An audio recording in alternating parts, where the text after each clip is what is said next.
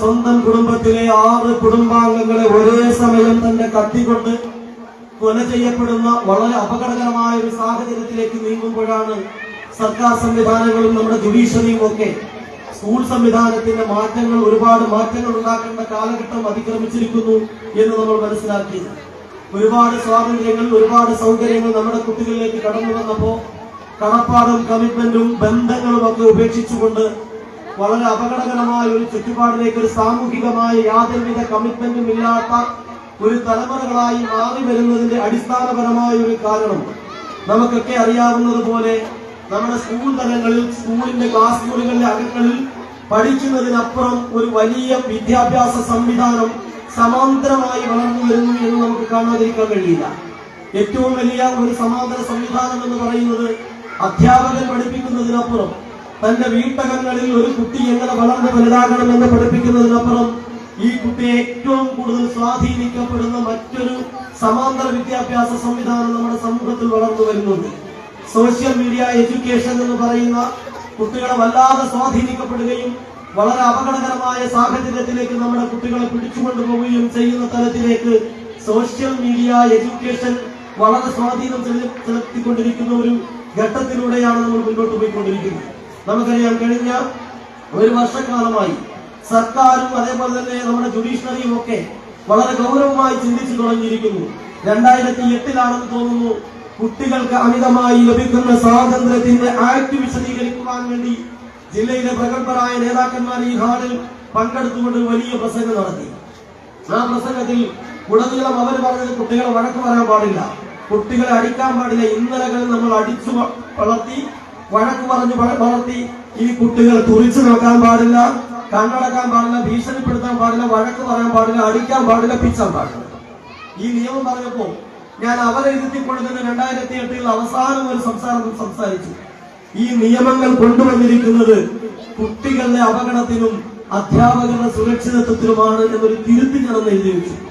പക്ഷെ ഇന്ന് സുപ്രീം കോടതിയും ഹൈക്കോടതിയും പറഞ്ഞു, കുട്ടികൾ തെറ്റു കാണിച്ചാൽ, കുട്ടികളെ ആവശ്യം വന്നാൽ ശാസിക്കുന്നതിന് തെറ്റില്ല എന്നിടത്തേക്ക് നമ്മുടെ സംവിധാനങ്ങൾ വഴിമാറിയിരിക്കുന്നു. നമ്മുടെ കുട്ടികളെ നേരാവണ്ണത്തിലേക്ക് കൊണ്ടുപോകാൻ ഏറ്റവും നല്ല ഒരു സംവിധാനമായി സ്കൂൾ തലങ്ങൾ വർക്ക് ചെയ്യപ്പെടുമ്പോൾ ഞാൻ എന്റെ സംസാരം അവസാനിപ്പിക്കുകയാണ്. അപ്പോ നമ്മുടെ വീടകങ്ങളിൽ കൂടി നമ്മുടെ ഈ മൊബൈൽ സംവിധാനത്തിനൊക്കെ ഒരു കുറച്ച് നിയന്ത്രണമൊക്കെ ഏർപ്പെടുത്തിക്കൊണ്ട് നമ്മുടെ കുട്ടികളെ ഇനിയും ഒരു പഴയ വിദ്യാഭ്യാസത്തിന്റെ പുതിയ സംവിധാനത്തോടൊപ്പം പഴയ വിദ്യാഭ്യാസത്തിന്റെ ഉത്തരവാദിത്വത്തിൽ കൂടി നമ്മുടെ സംവിധാനത്തെ മുന്നോട്ട് കൊണ്ടുപോകണം. ആ തലത്തിൽ ചിന്തിക്കുന്നിടത്താണ് ASM എന്ന് പറയുന്ന ഈ മനോഹരമായ വിദ്യാലയം മനോഹരമാകുന്നത്. നമുക്കറിയാം, ഈ വിദ്യാലയത്തിലേക്ക് ദൂരദിക്കുകളിൽ നിന്നൊക്കെ കുട്ടികൾ പഠിക്കാൻ വരുന്നുണ്ട്. നമ്മുടെ മുമ്പിലിരിക്കുന്ന ഒട്ടനവധി രക്ഷിതാക്കൾ നമ്മുടെയൊക്കെ തന്നെ കുട്ടികൾ തന്നെയാണ്. ആ അഭിമാനത്തോടു കൂടി തന്നെ പറയുന്നു, നമ്മുടെ ഈ സ്കൂളിന്റെ ഒരു പുതിയ സിസ്റ്റമാണ് ക്രിയേറ്റ് ചെയ്ത് മുന്നോട്ട് കൊണ്ടുപോകുന്നത്. ചേർത്ത് നിർത്തലിനെ, അവരോട് ഒട്ടി നിൽക്കുന്നതിന്റെ രക്ഷിതാവിനെയും കുട്ടികളെയും മാനേജ്മെന്റിനെയും PTA-യെയും അധ്യാപകരെയും ചേർത്ത് നിർത്തിക്കൊണ്ട് ഒരു വലിയ മുന്നേറ്റം നടത്തുവാനാണ് ASM കഴിഞ്ഞ കുറെ കാലമായി ശ്രമിച്ചുകൊണ്ടിരിക്കുന്നത്.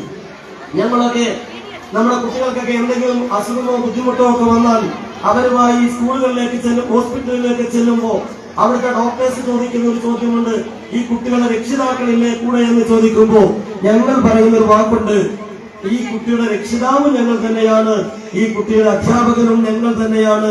ഈ കുട്ടിയെ നോക്കാൻ അവരുടെ രക്ഷിതാവിനേക്കാൾ ഏറ്റവും ഉത്തരവാദിത്തമുള്ളവർ ഞങ്ങളാണ് എന്ന് പറയുന്നിടത്താണ് വെക്കുന്നപ്പുഴ മുതൽ പുന്നപ്പുഴ വരെയുള്ള രക്ഷിതാക്കൾ ഈ സ്കൂളിന്റെ അങ്കണം ലക്ഷ്യമാക്കിക്കൊണ്ട് കടന്നു വരുന്നത് എന്ന് ഞങ്ങൾ ഉറച്ചു വിശ്വസിക്കുകയാണ്. അതുകൊണ്ട് തന്നെയാണ് ഈ കഴിഞ്ഞ ഒരു അക്കാഡമിക് ഇയർ അവസാനിക്കപ്പെടുമ്പോൾ നമ്മുടെ പ്രദേശത്ത് NSS-ൽ 4 പ്രിയപ്പെട്ട കുട്ടികളെ നമുക്ക് സമർപ്പിക്കുവാൻ നമുക്ക് സാധിച്ചിട്ടുണ്ട്. 4 NSS-ന്റെ തേജോമയമായ വലിയൊരു വിജയമാണ് നമുക്ക് ലഭിച്ചത്. അത് മാത്രമല്ല, സബ് ജില്ലാ കലോത്സവത്തിൽ 50 സ്കൂളുകൾ മാറ്റിവെച്ചപ്പോ ആ 50 സ്കൂളുകളിൽ നമ്മുടെ ജനറൽ വിഭാഗത്തിൽ ഓവറോൾ ഫസ്റ്റ് റണ്ണറപ്പ് ആകുവാൻ ASM-ന്റെ ഈ വിദ്യാർത്ഥി പടയണിക്ക് സാധിച്ചിട്ടുണ്ട് എന്നത് അഭിമാനത്തോടു കൂടി നിങ്ങളുമായി പങ്കുവെക്കുവാൻ ഞാൻ ആഗ്രഹിക്കുകയാണ്.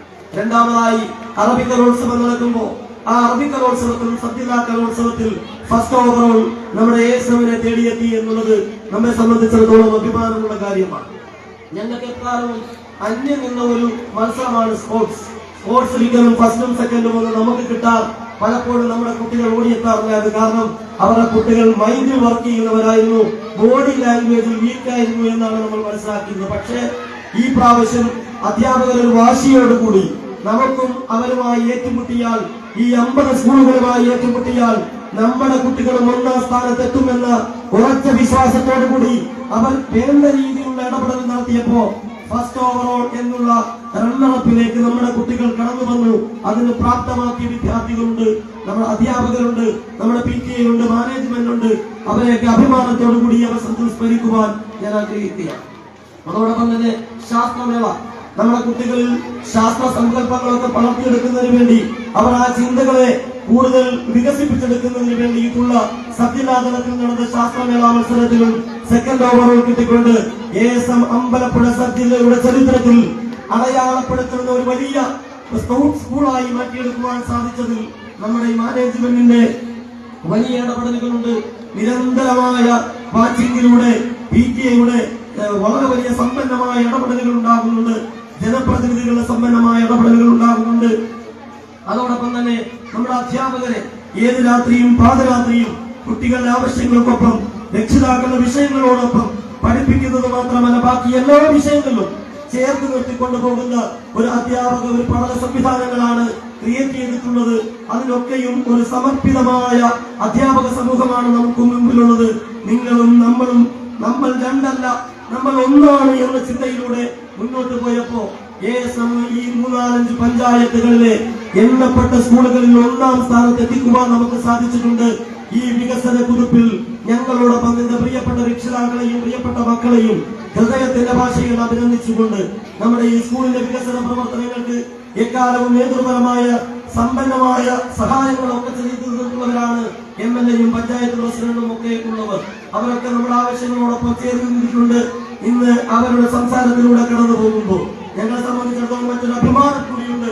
ഈ സ്കൂളിന്റെ ഈ കളിമുറ്റത്ത് കളിച്ചു വളരുകയും ഞാൻ മനീഷിനെ ഫോണിൽ ബന്ധപ്പെടുമ്പോ എനിക്കറിയില്ലായിരുന്നു മനീഷ് ഈ സ്ഥാപനത്തിൽ പഠിച്ചു വളർന്നു പോയ ആളാണ് എന്ന്.